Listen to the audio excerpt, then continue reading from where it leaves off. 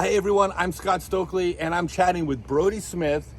Brodie is one of the 4 competitors in the Big Money Skins match coming up on April 26th in Eagles Crossing. It's like 10 days. It's Holy like smokes. I know, it's like 10 days Gosh. away. And I wanted to chat with you because people can, we're not betting according to legal, federal, blah, blah, blah, but people can go online, spend some money, pick their winners, get a bunch of stuff. And I wanted to chat with you about that. First off, what do you know about Eagles Crossing? Have you been out there yet? No. I watched the last skins match there, and so I got to see some, but everyone knows, like, when you see something on, online versus actually being in person, it's a lot different. But from what I saw, it looks like the holes are pretty impressive, not just as far as maintenance and taken care of, but also like challenging holes. So I think it's going to be a good event. Yeah, it's funny how that translates or doesn't translate to video. I've had more people say, it looks like all the par 4s on tour are so easy. I don't know why you can't just birdie all of them. You throw 500 feet and the hole's only 650. And I'm like, you have no idea. Yeah, the distance is a little bit different, just because, I mean, obviously when you go out there, I mean, W.R. Jackson has tons of par 4s that are under 700 feet, but they're very placement. And so you definitely earn your birdies. So it does seem like a course too that you're going to earn your birdies out there. Yeah, and which is great because there's going to be a big spread, which is great for skins. Mm-hmm. Do you, like, you've done some of these skins matches, do you change your game up? I haven't. Oh, really? Yeah, this is the first one. Is it the first OTB? Yeah, first skins match. But yeah, I mean, I think there's different strategy involved, right? If 2 people are parked and have, easy birdie looks and you're 250 feet out, you're probably trying to make that for eagle to win. So I think there's definitely some strategy involved as far as how aggressive you want to be. There might be some holes where I play for a stupid eagle look and just hope that everyone, if it does fail miserably, hope everyone else birdies and it just pushes, and then we can move on to the next hole. But yeah, I think it's gonna be fun, and obviously the people that are playing in it, I think there's gonna be some fireworks and stuff going down.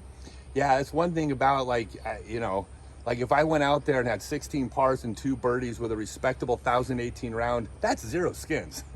Whereas if you time the birdie right, if you time it could be a lot of skins. But that's the secret sauce. Is you just want to play really good on the holes that count the most. Right. No, that key. is true. That is true. Like you could shoot 7 over par out there and win more money than everyone else. Yeah, if you win the right hole. Just got to birdie the right. Just got to birdie the right hole. There's some holes out there. I think if you par with everyone's being so aggressive, you could cash some big skins parring a hole at that course. Yeah, who knows? I don't know. I've never played, but I'm looking forward to going out there and get it in before Jonesboro.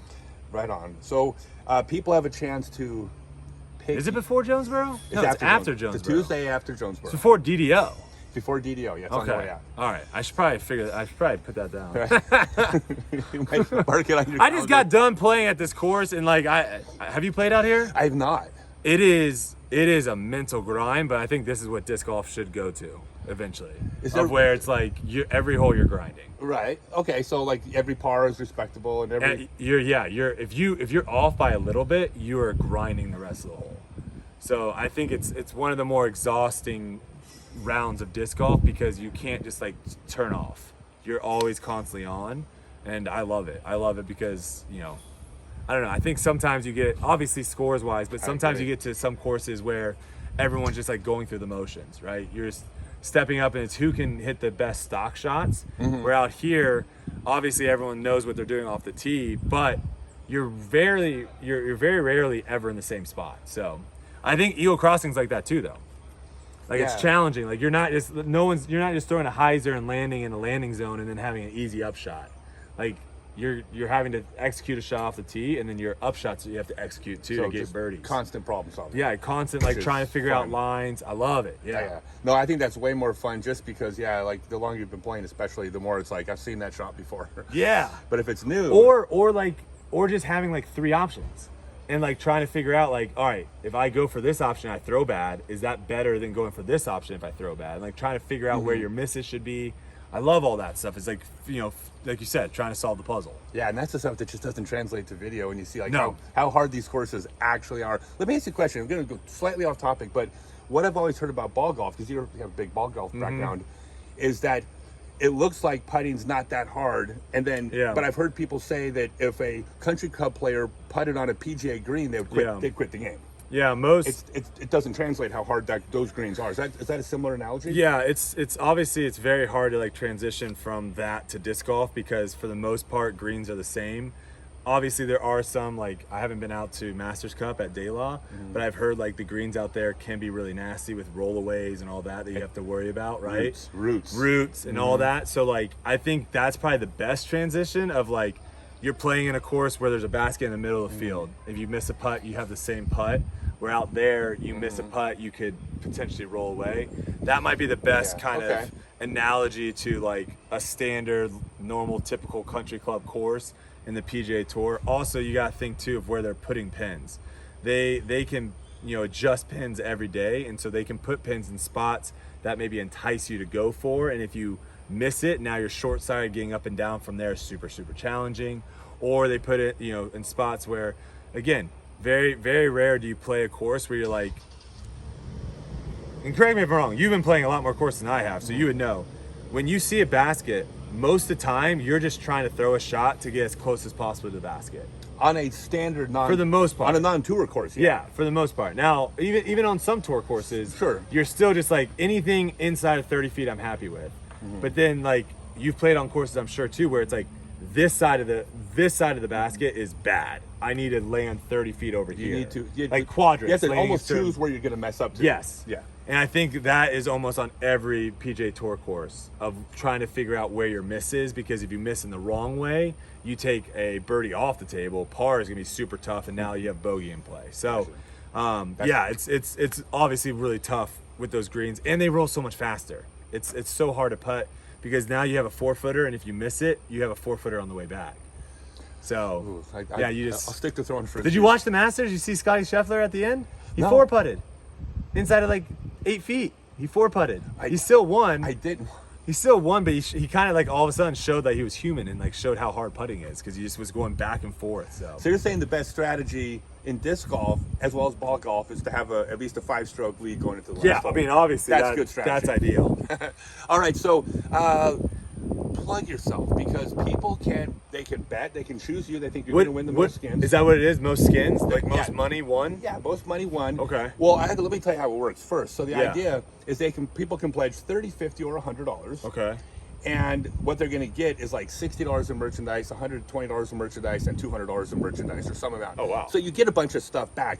You'll get custom discs from our sponsors and everything. So like you're getting more value than it cost. Okay. But 25% of the money goes into the prize pool.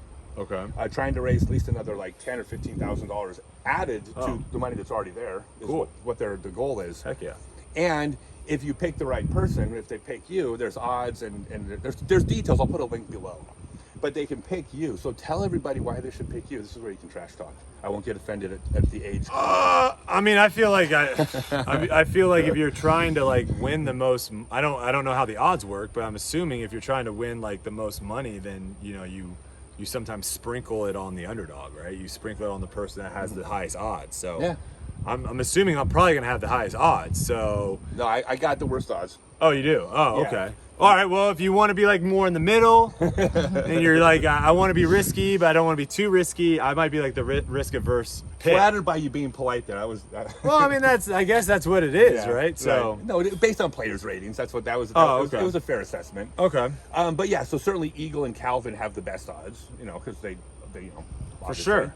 But like I said, like if they cancel each other out, and then they both have a bad hole and it's worth 7 skins, and then we sneak in and birdie it, that's the nature of the game of skins. Anything can happen. Is cool, right? Anything can happen, yeah. Well, you got the distance, you crush, you got the skills from Ultimate that can get you out of trouble and maybe pick up some birdies on holes where we're all in the woods and you're the one that's able to scramble. That's definitely like a skins positive thing. You scramble well. I like that, yeah. Yeah. So I think there's a reason why you could like make an argument for everybody for different things. Yeah, like I said, it's one of those things where if you actually kept score and you looked at the end, the person that shot the best normally is probably not the person that won the most money. I think that there's probably some truth to that. All right, hey, I'm going to give you one quick shout out. Something happened in Waco I was a huge fan of that I think a lot of people can learn from. we played together. Mm-hmm. You had a bad round. Yeah. You walked off the course. You walked straight to the autograph table and sat down, put a smile on your face, and sat there for 20 minutes signing autographs. Yeah. That is what I think everybody should do. And I don't, whether they're compelled or ordered to do it as a thing. Sure. That's the model of what a professional is, and I want to tell you that was awesome. Here, I have a question for you though. Okay. And I know probably some people watching this are gonna hate this because they're like, "Gosh, this guy always wants to change stuff." But I'm just putting stuff out there. I'm all ears, I'm man. just putting stuff out there. Okay, so disc golf has the tradition of saying like, "Hey, it was great playing with you" on the tee of 18. Mm-hmm. And what the reason, and I was thinking about that a little bit more today. Something that, like you just said, right? You finish your round, you know, you might have played bad, or you might have taken a double bogey on the last hole. You don't want to do anything, but those fans are there. You got to like say thank you so much for your They support. were in line to see you. I'm wondering, should we do that as well? Of where instead of saying, because right now what happens, everyone's saying, "Hey, great playing at 18," and then they finish, and this happens too, probably in like smaller tournaments as well. They finish, and then they just like peace out because they're pissed off, right? Wouldn't it be better if we finished 18 and then everyone, no matter what you scored on 18, no matter what you had your round, you take your hat off, you shake everyone's hand, pleasure playing with you, pleasure playing with you?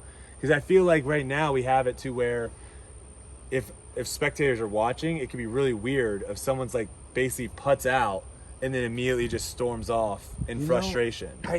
Versus making it to where it's like, hey, we're all professional. What do you think about that? Because I also think it's weird saying, "Hey, it's great playing with you," and we still have a hole left. So I could be in the minority there. No. So I like that because I think that what it's showing, like I look for teaching moments, and it's showing the respect among players that you might not see because you weren't on the hole before when you were listening to the words. Like I would be a fan of that, and I like taking the hat off. That kind of just pays homage to the sport we built our game off. So it's kind of a way of paying tribute to them.